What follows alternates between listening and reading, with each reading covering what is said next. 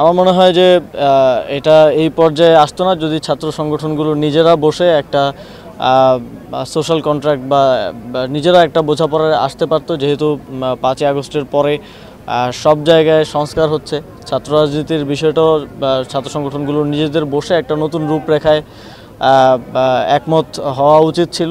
আমাদের 3টা স্টেডিয়ামে এখন পর্যন্ত আন্তর্জাতিক এবং বিপিএল সহ ম্যাচগুলো হয়ে থাকে এবং এটাকে আমরা একটু ডিসেন্ট্রালাইজ করার জন্য ইতিমধ্যেই উত্তরবঙ্গের দিকে রাজশাহী স্টেডিয়াম এবং দক্ষিণবঙ্গের দিকে বরিশাল কিংবা খুলনা স্টেডিয়ামে সামনের বছর থেকেই বিপিএল আয়োজনের উদ্যোগ নিয়েছি। ইতিমধ্যেই আপনারা জানেন এখানে বিসিবির দায়িত্বশীলরা এসেছিলেন এবং ওনাদের থেকে এনএসসি ফিডব্যাক নেবে যে কী কী সংস্কার করার প্রয়োজন এবারের বিপিএল এখানে আয়োজন করার জন্য, এবং সে অনুযায়ী আমরা সংস্কার শেষে এবারের বিপিএলটাই আশা করি রাজশাহী স্টেডিয়ামে এবারে বিপিএলের কয়েকটি ম্যাচ আয়োজন করতে পারবো।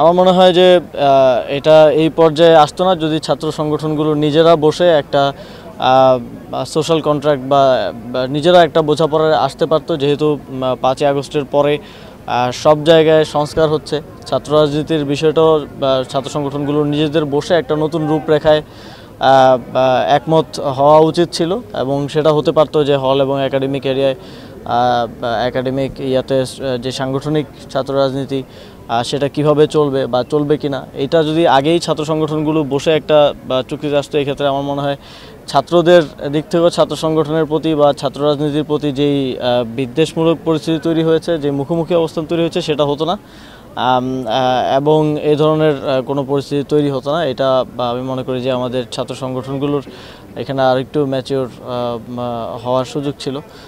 তবে ছাত্র রাজনীতির এখনও যদিও ঢাকা বিশ্ববিদ্যালয় হলগুলোতে ছাত্র রাজনীতি নিষিদ্ধ করেছে, কিন্তু তারপরেও আরও অনেকগুলো বিষয় আছে যেগুলো ডিসপিউটেড। আমি মনে করি এই বিষয়গুলোতে ছাত্র সংগঠনগুলোর নিজেদের বসে একটা শিক্ষার্থীদের দাবি অনুযায়ী শিক্ষার্থী বান্ধব একটা সিদ্ধান্ত নিয়ে ছাত্র রাজনীতি আগামীতে কীভাবে চলবে একটা রূপরেখা প্রণয়ন করে নিজেদের মধ্যে একটা কন্ট্রাক্টের মতো করে 90 আপনারা জানেন যে পরিবেশ পরিষদের মাধ্যমে একটা বোঝাপড়া হয়েছিল, সেরকম একটা বোঝাপড়া হতে পারে এবং তার ভিত্তিতে আগামীতে চলতে পারে।